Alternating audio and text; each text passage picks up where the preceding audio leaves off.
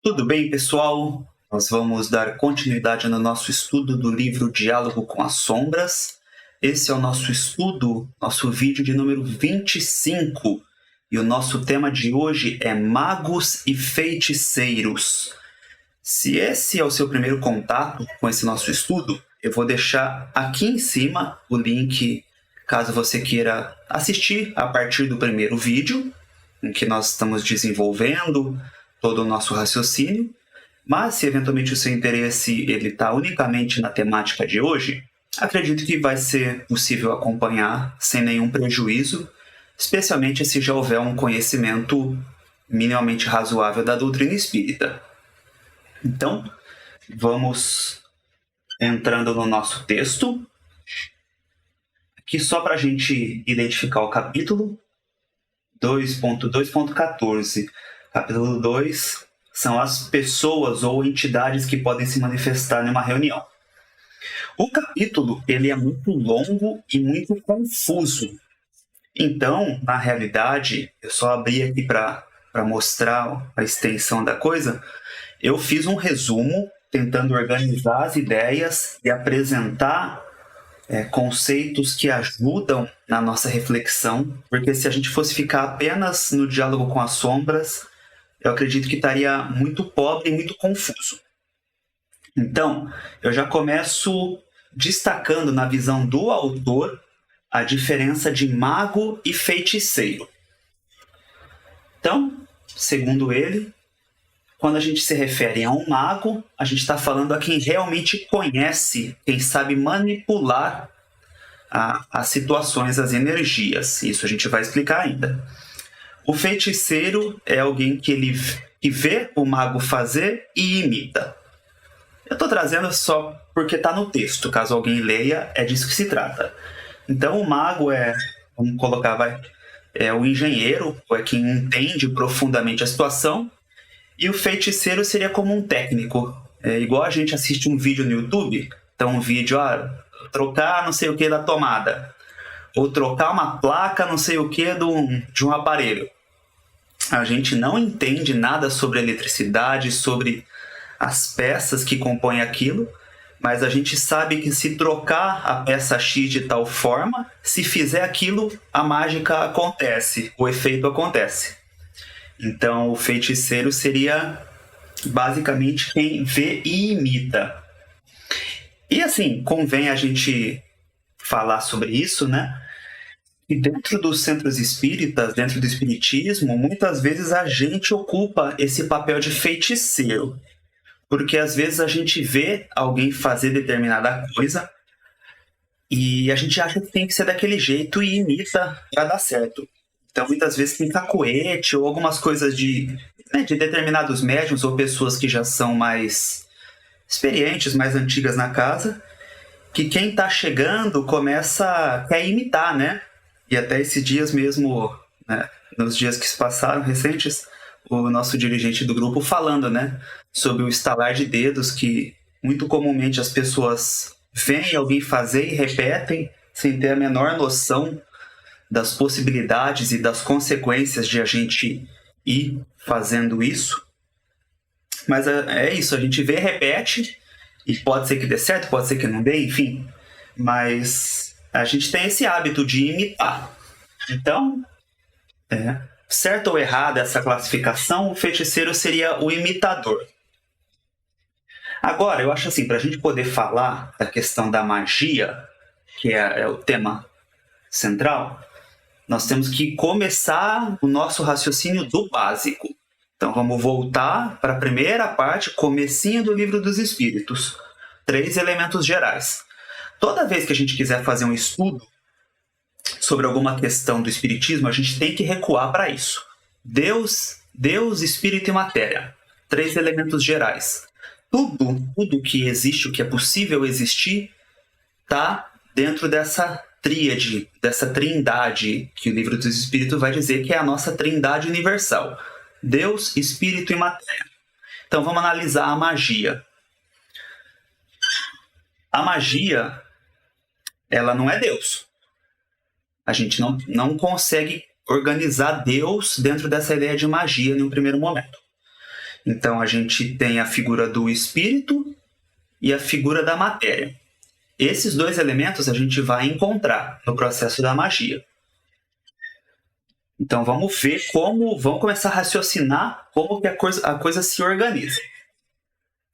E só um adendo, tá? Quando eu estou falando matéria, eu estou querendo dizer o fluido cósmico, assim como o livro dos Espíritos traz. Então, fala matéria porque é mais fácil, só que o mais preciso é o fluido cósmico, sendo que uma das suas modificações é a matéria densa, que a gente conhece. Mas quando eu falo genericamente matéria, e muitas vezes o livro dos Espíritos também, está falando a matéria em todas as suas possibilidades, densas ou extremamente etéreas. E aí a gente entra na questão do fluido cósmico, tá? Então a gente trata junto para ficar fácil de entender, porque não é espírito, não é Deus. O que resta é matéria / fluido cósmico. Então eu fiz uma anotação para já deixar a coisa bem direta. Se a gente está pensando em magia, a gente está tendo aqui um espírito que se denomina como mago, que está atuando na matéria. Geralmente, o que a gente vê da magia é para fazer mal a alguém. E o veículo dessa ação é o fluido cósmico. Então, tudo o que a gente exterioriza, que um espírito exterioriza, vai para o fluido cósmico e chega até outro espírito ou até outra coisa pelo fluido cósmico. Todos nós, espíritos, temos o nosso perispírito, que é constituído de matéria / fluido cósmico, misturado com forças mentais, enfim, aí a coisa fica mais técnica. Mas geralmente a magia, como se explora, é para fazer mal a alguém. Só que é para fazer mal a nível de saúde, normalmente. Então ela atua no perispírito, para provocar uma doença ou alguma dificuldade no corpo espiritual, que é material. Então a grande questão é espírito e matéria. Mas também a gente tem aqui a figura da hipnose, que pode andar junta, pode ser tido como magia, eventualmente ou não, mas eu só quis fazer essa classificação para a gente separar. Porque quando a intenção do mago, vamos chamar assim, ou a intenção de alguém, é atuar no psíquico de outra pessoa ou de outro espírito, o que mais se convenciona usar no espiritismo é a expressão hipnose. Só que se dá da mesma forma. O veículo é o fluido cósmico, é o magnetismo, que nós irradiamos, as forças que nós irradiamos, e são assimiladas pelo outro espírito, que vai ser ali o objeto da hipnose, o alvo da hipnose. Mas então a gente tem sempre essa figura do espírito fluido cósmico. Então a magia, como normalmente se diz, ela vai atuar num padecimento, numa doença, numa dificuldade do corpo espiritual. A hipnose ela já vai diretamente no psíquico para tornar aquela pessoa como se fosse um escravo ou um receptor do que a gente quer. Então a gente influencia diretamente ali na ordem mental, inibindo a vontade, suprimindo em partes ali o livre-arbítrio, porque a pessoa apresenta condições de se sujeitar àquilo. E aí mereceria todo um estudo sobre afinidades, enfim, não cabe a gente entrar muito nisso, tá? Senão a gente não vai ter fim no nosso estudo. Então, como eu coloquei aqui, a magia ela pode também ser um instrumento para chegar à hipnose. Por quê? Na hipnose, você tem a intenção de criar um estado ali que a pessoa fique refém da sua vontade, do seu pensamento.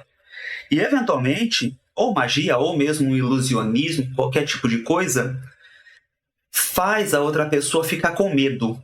E a hora que a gente está em estado de medo, nossas defesas normalmente baixam, escancaram nossas situações, e aí aquele que está querendo hipnotizar já encontra muito mais recursos para, como se diz, entrar na mente da outra pessoa.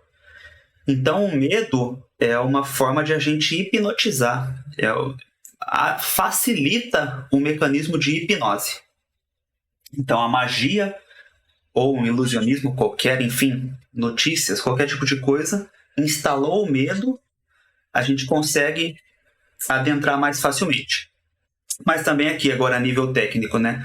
Se a gente começa a usar a magia para criar um padecimento na pessoa, né? Então começa a criar dificuldade nas energias, a pessoa vai ter que começar, né? Quem está sofrendo aquilo, vai ter que colocar toda uma atenção, todo um dispêndio de forças para se curar.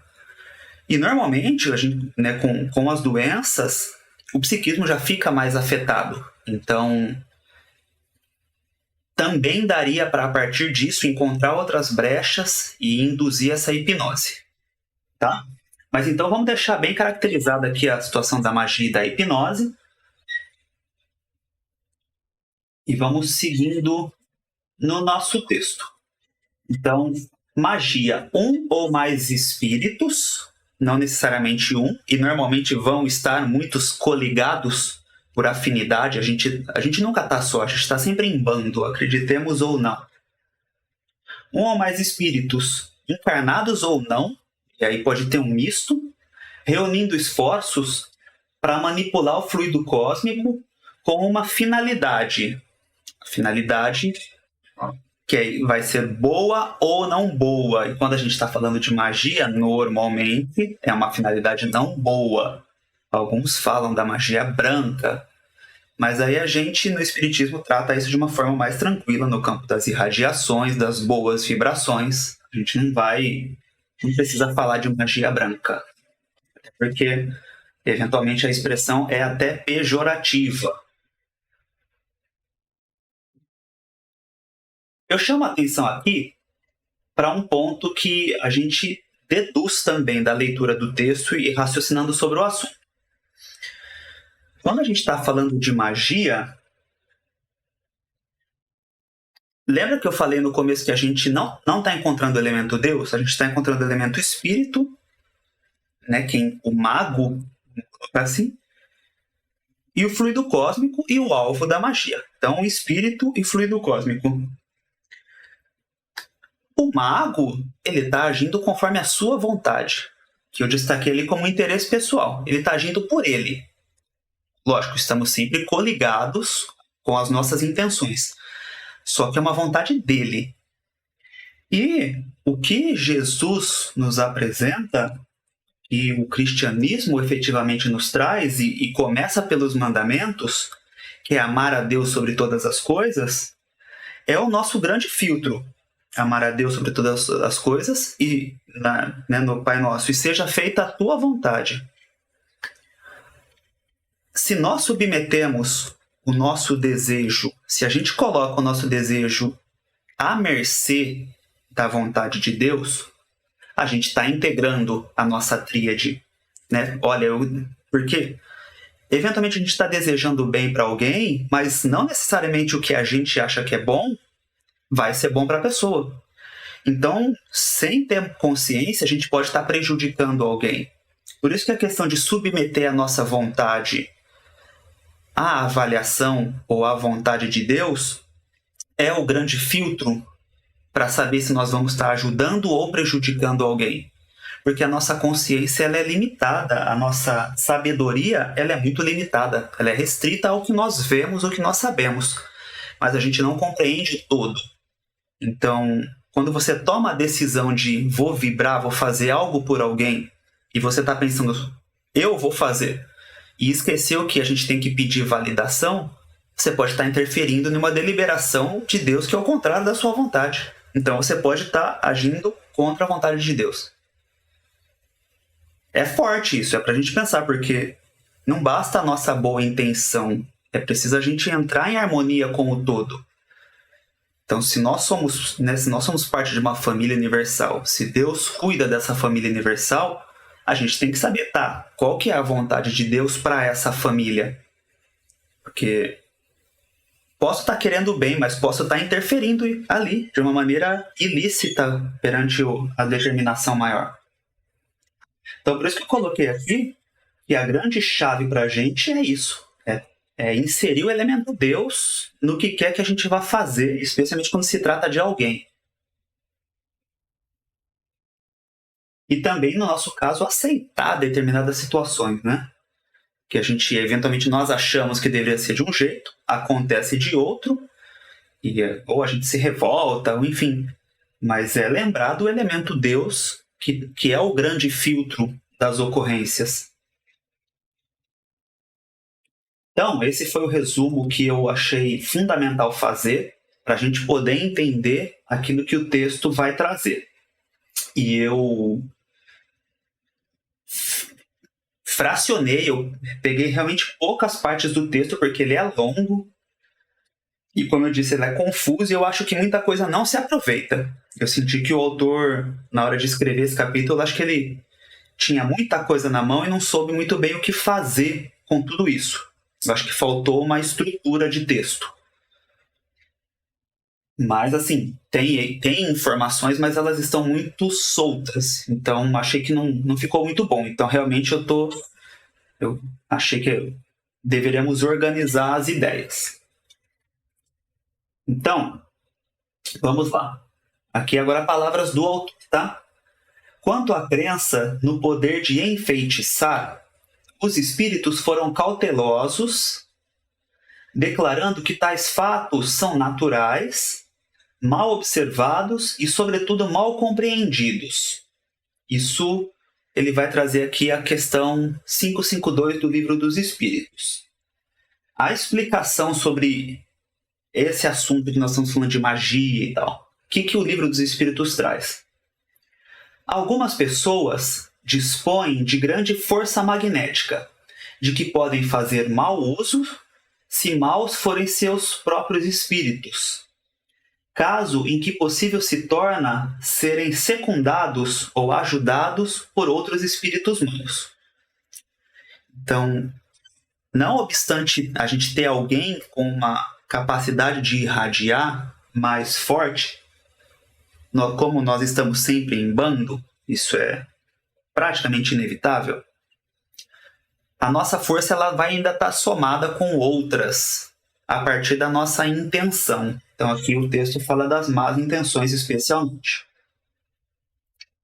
Agora, o Livro dos Espíritos mesmo, o Kardec ele vai perguntando, ele quer entender mais sobre o assunto. E aí a questão é sobre fórmula. Existe uma fórmula mágica, né? Alguma fórmula especial para magia? E aí está aqui. Os espíritos esclarecem que todas as fórmulas são mera charlataria e prosseguem.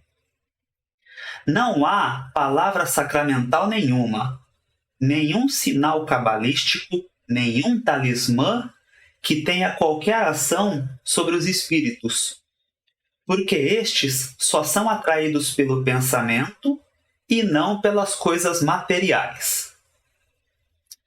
O grande ponto é, os objetos por si só não representam, a princípio, algo que atraia os espíritos.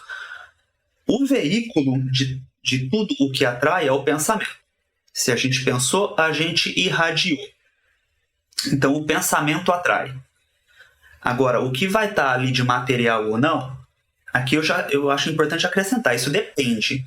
Até porque, vamos pensar em questões de sacrifício. Quando oferece-se ali sangue, por exemplo. A gente sabe que o sangue, né, o plasma, ele traz uma energia a mais condensada e que essas energias tendem a ser capturadas ali pelos espíritos para fazer algo, e normalmente algo não positivo. Mas assim, não é matar o animal que atrai o espírito, é o desejo de ter algum espírito ali fazendo uso da energia, do sangue daquele animal que foi sacrificado. Então, lembrando, matéria e espírito.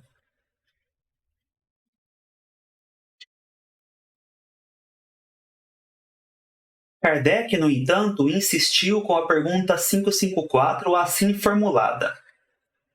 Não pode aquele que, com ou sem razão, confia no que chama a virtude de um talismã, atrair um espírito por efeito mesmo dessa confiança, visto que então o que atua é o pensamento, não passando o talismã de um sinal que apenas lhe auxilia a concentração?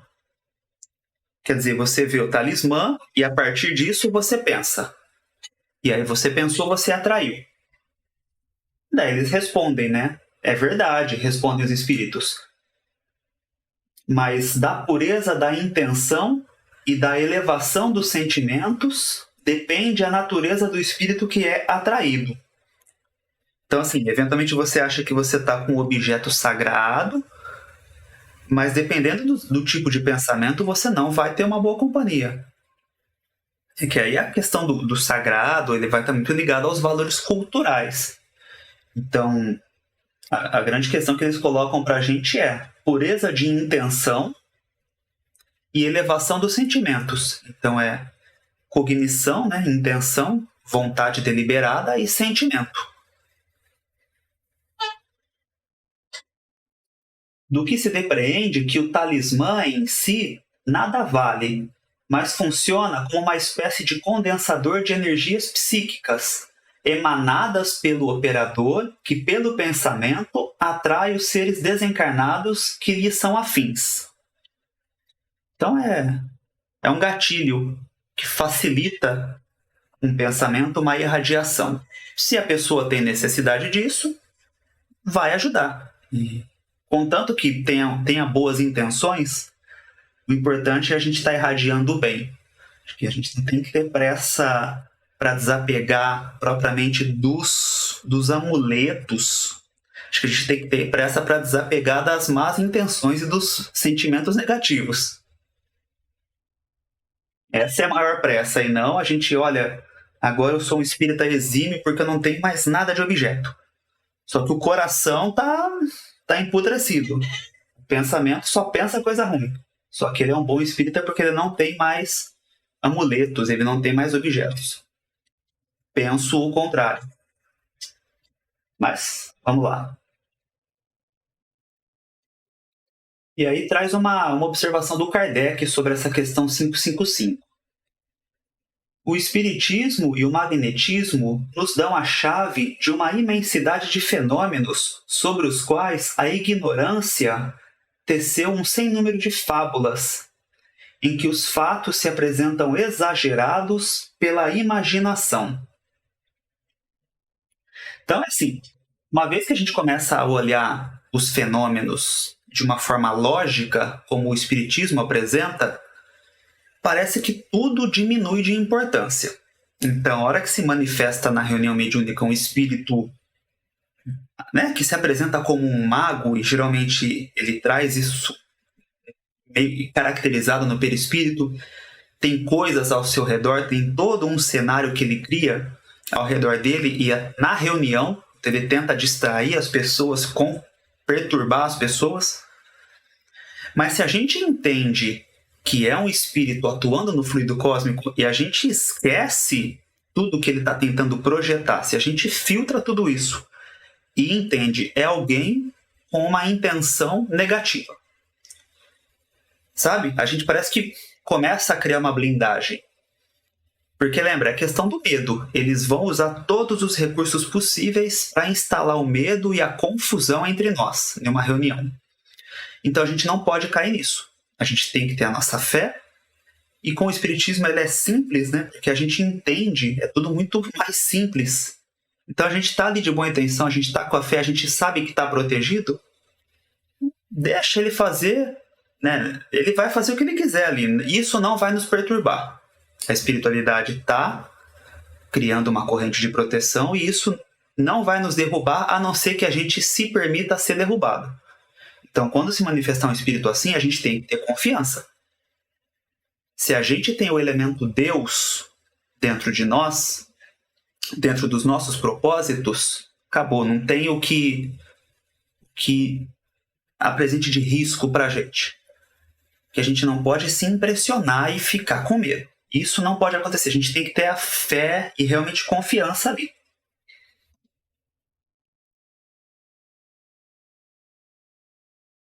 Então, o texto segue falando, um recorte nas nossas reflexões. O texto vai seguir falando sobre os objetos, a questão ali dos talismãs. E aí eu achei que convinha trazer uma vertente de estudos aqui sobre isso. Então vamos lá.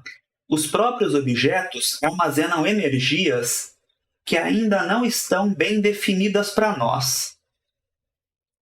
Os objetos, responde Emmanuel, a questão 143, aqui, se eu não me engano, é o livro O Consolador, tá? Psicografia do Chico. Os objetos, normalmente os de uso pessoal, têm sua história viva e, por vezes, podem constituir o ponto de atenção das entidades perturbadas, de seus antigos possuidores no mundo. Razão porque parecem tocados, por vezes, de singulares influências ocultas. Então, colocando aqui que alguns objetos têm ali algumas energias ou singulares influências ocultas. Energias e ponto de atenção de eventual espírito. Porém, nosso esforço deve ser o da libertação espiritual, sendo indispensável lutarmos contra os fetiches, para considerar tão somente os valores morais do homem na sua jornada para o perfeito. Aqui, a gente abre diversos leques de estudo. Só que acho que o que é importante para quem quiser aprofundar é pesquisar essa expressão aqui, psicometria. Onde tem um estudo um pouco melhor sobre isso é no Mecanismos da Mediunidade, capítulo 20. Então, é do André Luiz, pelo Chico também. Então, ele define brevemente psicometria, eu só peguei o que é mais importante, como a faculdade de ler impressões e lembranças ao contato de objetos e documentos. E aí, só a título de breve explicação a mais, o que eles trazem para a gente, né, o André Luiz aqui, o que a espiritualidade traz, em algumas obras inclusive, é que tudo que a gente toca, a gente coloca energia, a gente impressiona. Assim como nós deixamos nossa digital nas coisas, e através dessa digital, que é o nosso rastro, a gente pode ser reconhecido, tudo que a gente toca fica impregnado com nossos fluidos. Só que, além de ser uma marca parada como a digital, né, ela está estanque, ela está paradinha. Essas energias, elas podem trazer, essas impressões, elas podem trazer o que eles chamam de forma-pensamento. Então é como se a gente fosse deixando nossos cookies da internet. Então, a partir daquilo, você sabe o que está por trás, ou alguns elementos das coisas que aconteceram, das intenções. Então é como se a gente fosse deixando arquivos em tudo o que nós tocamos, nas coisas em que entramos em contato. E aí quem tem essa faculdade mediúnica da psicometria, que também vai ter vários e vários graus, mas consegue decodificar ou entrar em contato com algumas dessas formas de pensamento e perceber a situação. Mas o André Luiz reforça para a gente que, olha, a psicometria existe, só que a gente tem que ter consciência de que ela é um fenômeno mediúnico e a gente vai ter sempre a intercessão da espiritualidade para nós conseguirmos chegar, especialmente no espírito que está ligado àquele objeto. Então ele destaca assim, isso existe, isso é mediúnico, mas a gente não pode achar que é simplesmente a pessoa quis. A gente tem toda uma atuação espiritual para que algo aconteça. E aí até no próprio livro aqui, no Mecanismos da Mediunidade, ele fala sobre detetives, né, que procuram aqueles paranormais, como eles costumam chamar, que para a gente são os médiuns, para identificar ou alguém que desapareceu, ou um criminoso, enfim. E aí ele comenta isso, ele fala, é através dessa forma que se dá, a pessoa entra em contato ali com o objeto, se concentra e começa a procurar a vibração. Tentar encontrar a vibração que corresponda àquela energia que ele está sentindo no objeto. Então, assim como o cachorro sente o cheiro e pelo cheiro ele vai atrás, de uma maneira parecida, você entendendo qual que é a vibração que está ali, você procura filtrar dentro desse mar de vibrações que a gente vive, tenta filtrar e encontrar a localização. Mas aí entra a interseção da espiritualidade para facilitar esse acesso. É bem técnico. Voltando aqui para a questão da magia.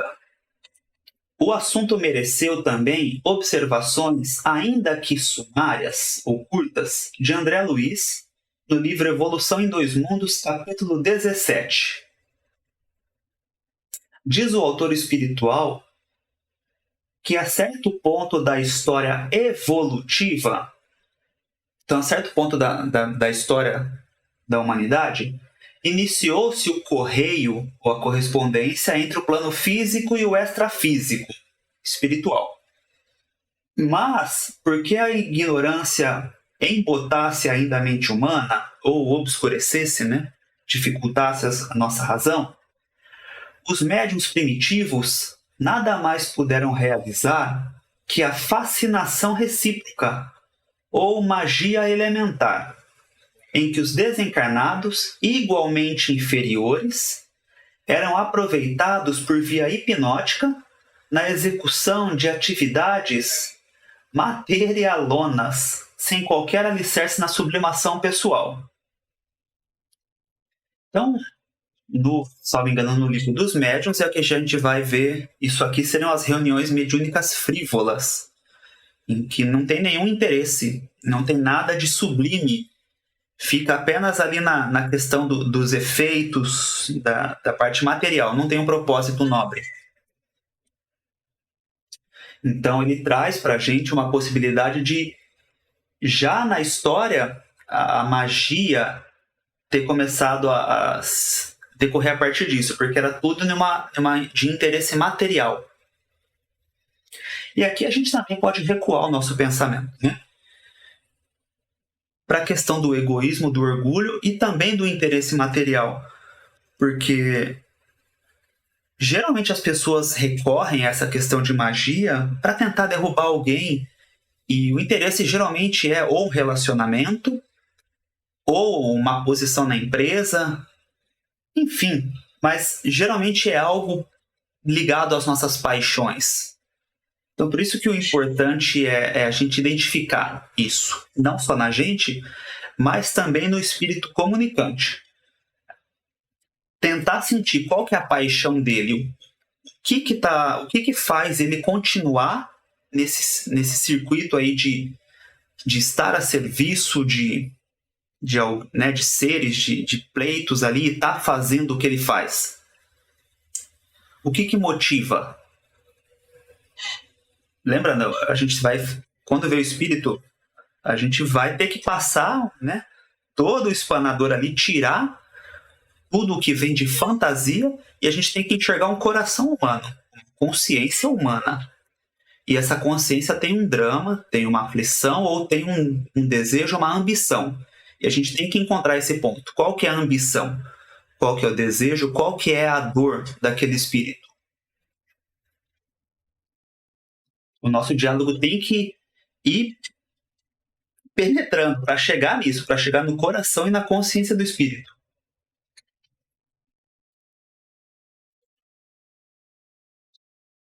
Então, seguindo aqui, no texto, falando da história evolutiva, desde essas eras recuadas, empenham-se o bem e o mal em tremendo conflito, que ainda está muito longe de terminar. Então, um conflito com base na mediunidade consciente ou inconsciente, técnica ou estudada ou empírica, prática sem uma técnica por trás.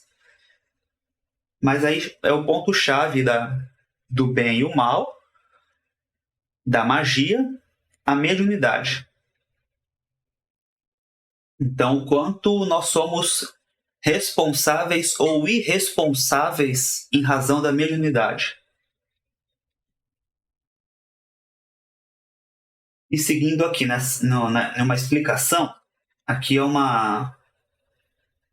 vai ser uma citação do livro Nos Domínios da Mediunidade, no capítulo 28, que trata de efeitos físicos.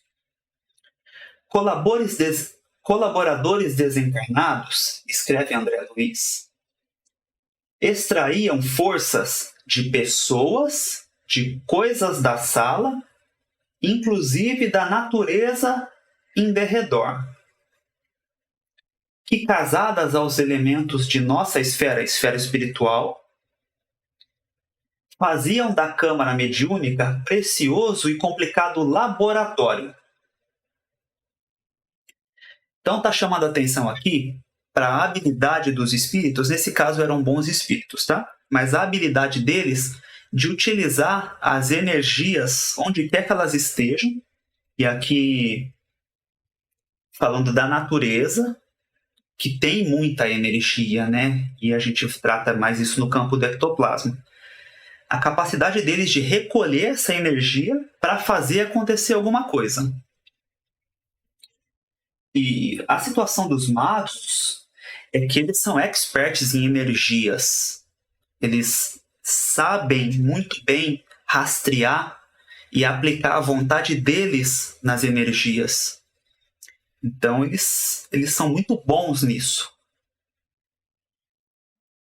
Mas a gente tem que saber que os mentores espirituais também o são.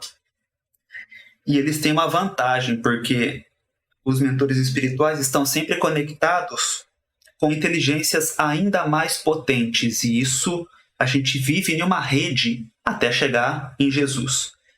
Então, independentemente da força de um mago que sente ali, se você, dialogador, está buscando a conexão com a espiritualidade amiga, sabendo que lá no topo a gente tem a figura do Cristo, a entidade que está ali na sua frente, o mago que sentou ali, se você consegue ter isso dentro de você, ele vai entender que não adianta querer te fascinar, não adianta querer aplicar a força dele sobre você. Então, talvez ele vai querer zombar, vai querer te deixar nervoso, ele vai querer te desestabilizar, mas ele sabe que ele não pode te derrotar. E é importante que a gente saiba disso enquanto dialogador. Que se nós tivermos a nossa corrente, no nosso alinhamento com o alto, nós não vamos cair. A gente não pode, lógico, afrontar, desrespeitar, aviltar o espírito que está ali, aí a gente deixa de ser cristão. Aí a gente quebra a nossa conexão, a gente está por conta porque a gente está sendo arrogante ou mal educado.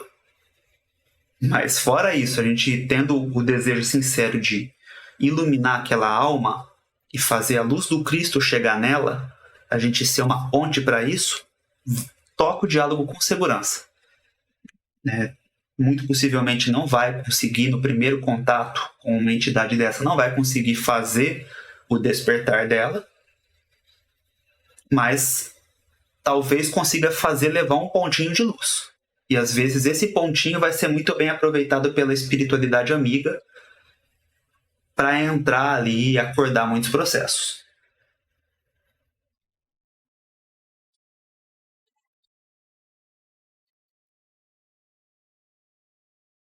Então, aqui, o resto, falando aqui sobre os elementos, né? A utilização das coisas.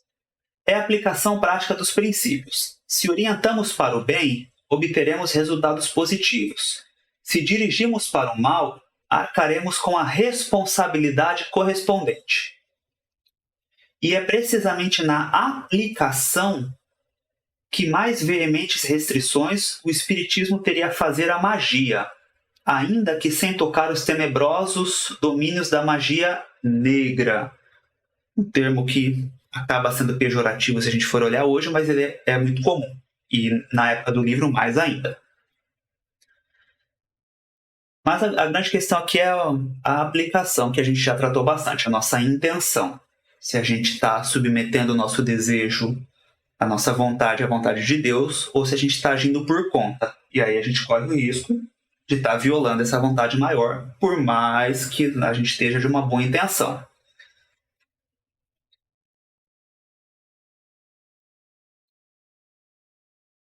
Então, o texto ele vai trilhando outros caminhos e indo aqui nesse campo das intenções e da parte moral. A despeito do apelo ao perdão, quem achará que sua vingança é injusta? É que aqui o autor estava citando o livro de uma pessoa que escreve sobre magia e que fala que no caso de uma vingança, de uma violência praticada contra si, a pessoa poderia usar a magia para afetar a outra. Negócio esquisito, sabe? Então ele vai tentando rebater esse escritor aí de um livro de magia. É por isso que o texto patina muito. Mas aí chama atenção aqui para o perdão. Abstenhamo-nos de julgar. Consoante a lição do mestre que hoje abraçamos, o amor deve ser a nossa única atitude para com os adversários. A vingança é a alma da magia negra. Mal por mal significa o eclipse absoluto da razão. E sob o império da sombra, que poderemos aguardar senão a cegueira e a morte? Então esse finalzinho ele é muito importante para nós encarnados. Mal por mal significa o eclipse absoluto da razão. Sob o império da sombra, que poderemos aguardar senão cegueira e morte? Então, isso está dentro do contexto do perdão, da importância de a gente conseguir apresentar a outra face nesse sentido de não revidar. Não se trata de a gente ser tolo, de a gente ser subserviente e buscar sofrer. Mas se trata de não revidar. Ou ao menos não revidar com a mesma arma, né?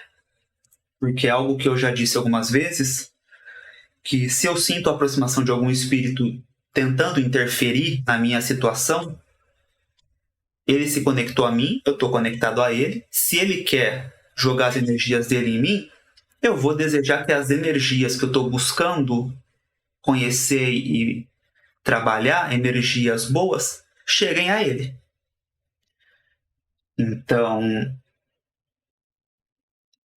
é oferecer a outra face, mas de uma maneira consciente. Então tá aqui, você quer a energia ruim, eu vou te oferecer outra energia. E isso com coração, enfim. Mas é de a gente não ser tolo. A gente não é saco de pancada e nem tem que ser.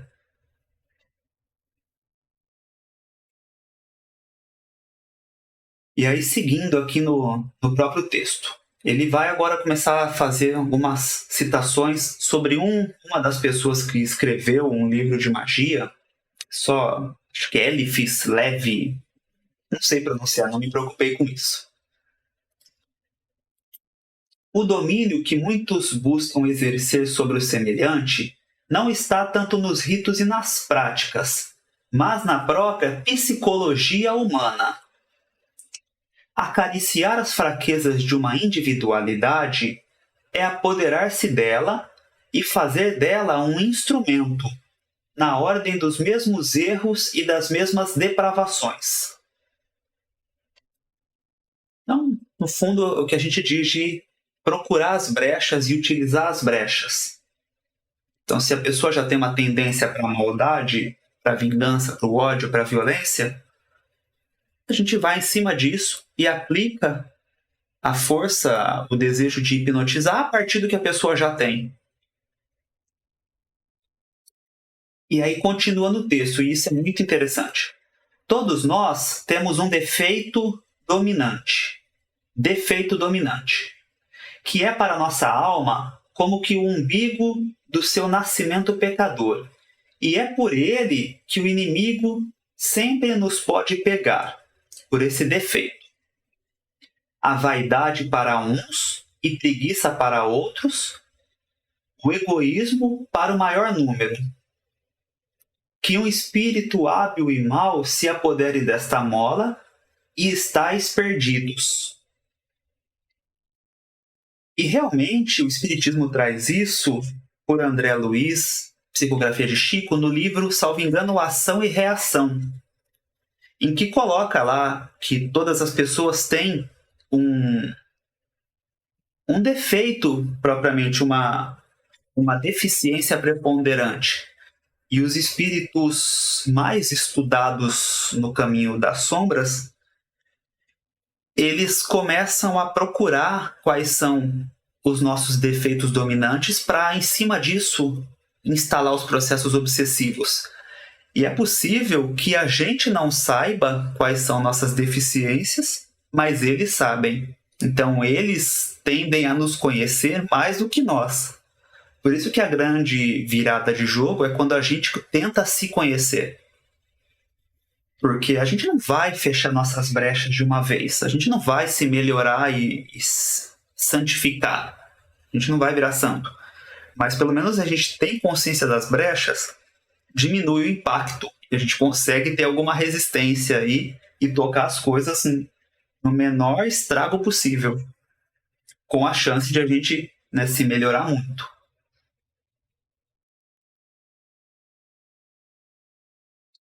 Então, voltando para o tema da magia agora.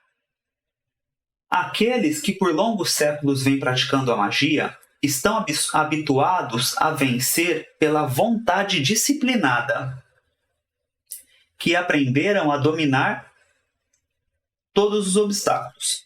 Então, vontade disciplinada. É isso que a gente vai ter de importante quando a gente for falar do assunto da magia ou da capacidade de atuar no fluido cósmico. Não nos impressionemos, porém, com seus rituais, seus gestos, seus talismãs, suas evocações, suas palavras misteriosas e secretas. Temos que atuar não sobre esses sinais exteriores dos seus cultos, mas sobre os seus espíritos atormentados, embora aparentemente seguros e frios. Aqui o autor trouxe o que a gente falou há pouco. Tem que pegar um espanador, sopra, tira tudo. Tira a bagunça toda. É um espírito que está ali. Então a gente não pode deixar que nossos olhos ou nossas percepções mediúnicas nos traiam. A gente não pode se encantar pelo exterior. É um espírito. Toda aquela serenidade aparente desmorona quando conseguimos convencê-lo de seus trágicos enganos. Estejamos prontos para ajudá-los, pois este é o momento mais grave, mais sério, mais profundamente humano de suas vidas. Quer dizer, é hora que até o próprio perispírito começa a dar sinais de que ele está recuperando uma forma que ele tinha antes de começar a se perder no caminho. Geralmente, a espiritualidade começa a trabalhar para evocar a forma física que ele sustentava em um momento bom da vida, antes de as dores chegarem. Então, nessa situação, quando entrevêm uma réstia de luz a iluminar-lhes o próprio coração, os escombros dos antigos sonhos, os fantasmas que trazem no íntimo, os desenganos, os remorsos, as angústias, o desespero. Então, falando aqui das situações humanas, né? Sonhos, questões do íntimo. É preciso tratá-los com carinho, com humildade e singela compreensão, porque a dor do despertamento é quase sempre esmagadora.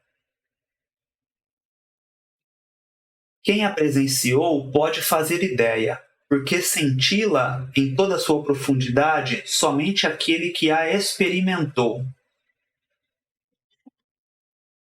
É só a gente pensar, quando nós tomamos consciência de um erro, e às vezes nem precisa ser muita coisa, mas quando a gente percebe que errou e vem aquela sensação, nossa, já sei e errei, né? Aí vem uma culpa, né? Aquele desejo de a gente reparar, aquela confusão.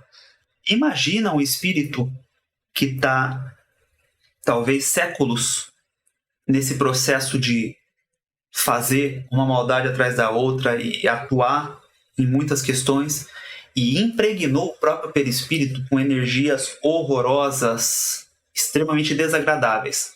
Quando ele toma contato, todo esse processo de energias vai acontecer, ali tem que acontecer uma limpeza, porque a própria mudança de postura dele começa a repelir essas energias. Então tem um processo de limpeza que é extremamente penoso, é muito ruim, desagradável, e a própria questão da consciência. Então é vergonha, é culpa, é remorso, e muitos não conseguem nem dizer, né? Falou, não tenho palavras, não dá para eu agradecer, não consigo, sabe? Eles ficam realmente arrasados quando acontece isso. Então, a gente tem que ter esse olhar de entender que após a transmutação, no final de um trabalho desse, a entidade, né, o espírito, ele está em frangalhos. Então, é a gente tentar ser o mais discreto possível, né? Deixa com a espiritualidade e ele vai ter um longo caminho para recuperar. Assim como nós temos, né? A gente precisa ter essa situação quando tomamos consciência de nossos erros.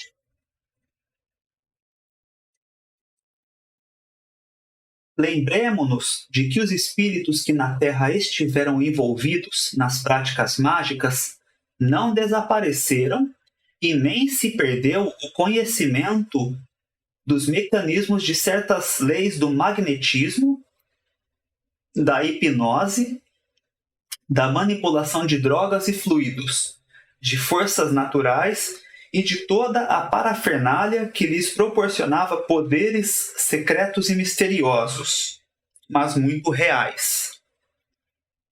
Aí aqui está falando especialmente dos encarnados, pessoas que na encarnação atuaram com magia, porque essa situação aqui de drogas, por exemplo, é nesse sentido.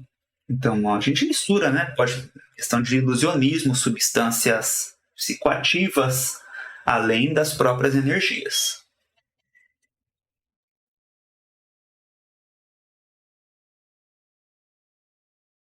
Então, como eu disse, eu fui pegando o texto na sequência, mas ele vai e volta. Então, aqui. Esses magos não se detêm diante de nenhum escrúpulo, não temem represálias, são pouco acessíveis à doutrinação, ao apelo do amor e do perdão. Sabem, como todo espírito envolvido nas sombras das paixões inferiores, que somente estarão protegidos da dor enquanto mantiverem em torno de si mesmos aquele clima de terror. Atacam para não serem atacados. Oprimem para não serem oprimidos. Espalham a dor para fugirem às suas próprias. Sabem muito bem que no dia em que fraquejarem, ou seja, aceitarem a realidade maior, que muito bem conhecem, porque todos os magos sabem que tem uma realidade dos trabalhadores da luz. E eles sabem que quando chegar esse momento, o duro momento da verdade, e começará a escalada de volta. Porque tem acontecido de maneira rotineira os espíritos que chegam e eles dizem, olha, eu sei que isso é inevitável, que vai acontecer comigo esse despertar, eu já entendi, e não tem como eu fugir dessa determinação maior, mas eu não estou com coragem. O espírito se sente sem a coragem deste enfrentamento. E aí que a gente precisa dar a entender que, olha, com você tem todo um aparato aqui para te ajudar a eliminar essas energias e diminuir a sua dor. Então é melhor você fazer isso com todo esse apoio do que tentar fazer sozinho depois ou não conseguir. Então confia, e aí a gente vai naquela situação de inspirar confiança para o espírito, pedindo realmente para a espiritualidade amparar nesse processo. E aí também, né? E sabe que quem desceu semeando sofrimentos só pode contar com sofrimentos durante a subida. Não há outro caminho. Por isso são implacáveis e por isso demoram-se no erro, que paradoxalmente os compromete cada vez mais. Então eles atrasam a sua reforma, né, a sua transformação, a sua transmutação, porque eles sabem a dificuldade que vai ser o reajuste, mas eles continuam fazendo mais coisas. Então, nos diálogos é bem importante chamar a atenção aí para a lei de causa e efeito e oferecer esse amparo para a mudança dele, né? Estão perfeitamente conscientes, no entanto, de que um dia, e não importa quando, terão fatalmente que enfrentar a realidade de si próprios, de si mesmos, pois o mal não é eterno. E aqui um recurso que a gente usa nos diálogos, muitas vezes, é pedir para a espiritualidade, né? Colocar ali na vista espiritual da entidade o corpo que esse espírito vai ter caso ele reencarne naquele momento, por exemplo, ou caso ele não mude em breve e ele seja obrigado a reencarnar. E normalmente é um corpo extremamente deficiente, sofrimento puro. E isso é aterrorizante também. E tivemos um diálogo recente que o espírito dizia que não, se eu entrar nesse corpo eu me mato, não sei o quê. É bem duro, mas deu para ver que aquilo abalou, aquilo mexeu com ele. Saber que ele ia ser compelido em algum tempo a reencarnar em um corpo com aquelas dificuldades. Então é um recurso que a gente tem enquanto dialogador, se a gente sentir essa possibilidade no momento, de pedir para a espiritualidade mostrar o corpo que ele vai receber a hora que chegar a reencarnação. No sentido de que se ele já começa a operar uma transmutação, provavelmente não vai vir um corpo com tantas deficiências assim, justamente para ele poder trabalhar na Terra para se melhorar, para não ser só expiação, mas para ele também poder trabalhar para reajustar. E aí o texto fecha. Enquanto isso, enquanto eles não mudam o caminho, utilizam-se da vontade bem treinada para movimentar em seu proveito as forças da natureza, ou o fluido cósmico. Então, chamando a atenção aqui para a vontade, que é uma característica do espírito, para movimentar em seu proveito, chamando a atenção para o egoísmo e para o desalinhamento com Deus, movimentar o fluido cósmico. Então a gente termina o nosso estudo justamente nos 3 elementos, entendendo os 3 elementos, né? Nesse caso não tem Deus, só tem o egoísmo e a vontade própria, na situação da magia. Então por isso que eu achei muito importante a gente apresentar esse resumo para a coisa ficar melhor compreendida. E terminamos então o nosso estudo de hoje, 58 minutos. Agradeço a atenção, a companhia, deixando aí os convites para as nossas práticas de meditação. Se interessou, se gostou, quiser compartilhar com as pessoas, enfim, aí fica do desejo, da vontade de colaborar com a gente nesse trabalho. Vou tentar deixar ao final aqui do vídeo já os links para meditação, para outros estudos que a gente tem produzido, mas desde já agradeço. Então, um grande abraço e espero que até a próxima.